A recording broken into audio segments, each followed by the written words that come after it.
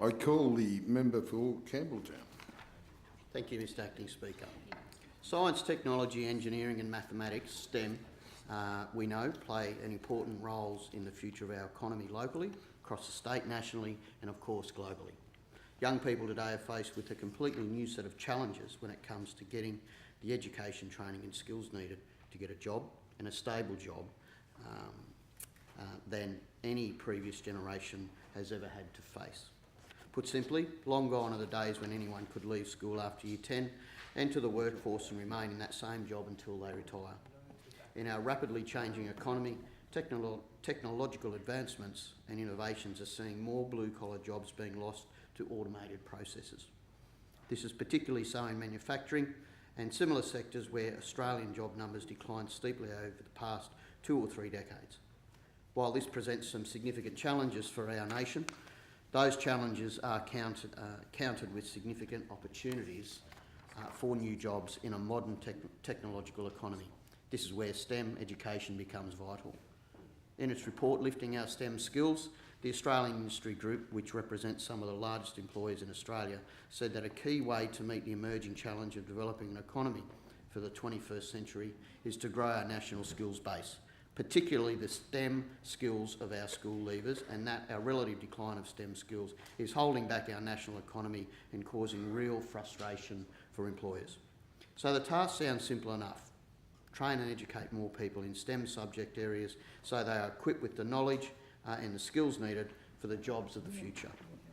Well, that job starts in every school across the state and the nation. To be frank, if we continue on our current trajectory, when it comes to STEM in our schools, we will be failing an entire generation by not adequately equipping current students with the skills and knowledge they need for the 21st century economy and the associated jobs that are going to be required.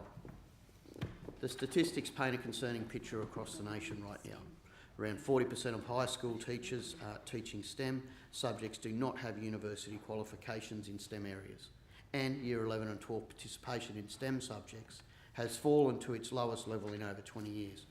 Furthermore, it has been estimated that 75% of the fastest growing jobs within our economy require STEM training, and the number of jobs in these industries is projected to grow at double the speed of other occupations. Now, I cannot say conclusively, but I would hazard a guess that very few high schools in our state, or even in Australia, would have 3 out of 4 students studying a STEM subject in Year 11 and 12. We need to be doing a much better job in getting high school students, particularly those in Year 11 and 12, to study STEM subjects at school. But the solution does not end in high schools. Significant improvements are still required to support those studying STEM at our institutions and indeed university, particularly young women who want to pursue a career in STEM, as they are severely underrepresented in STEM industries.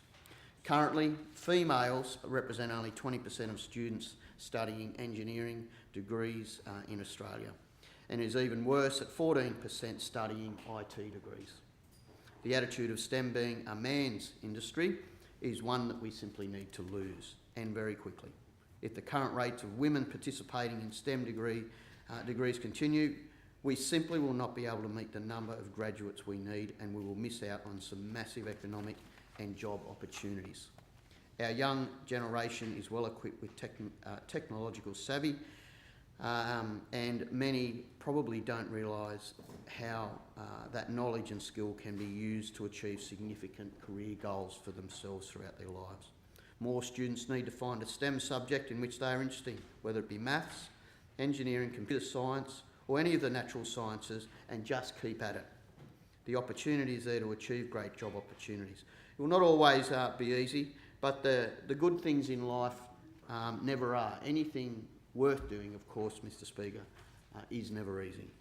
Our nation and our world face some exciting opportunities in STEM industries, and all of our schools are the starting point. I urge our schools, our students and our communities to embrace those opportunities, engage those challenges, get the education that will carry them throughout their working lives, as well as provide the opportunity for many of our local economies to grow. We know, all of us in this place, when you have a strong local economy, you have a strong job structure and the framework for people to prosper throughout their lives. I thank the House.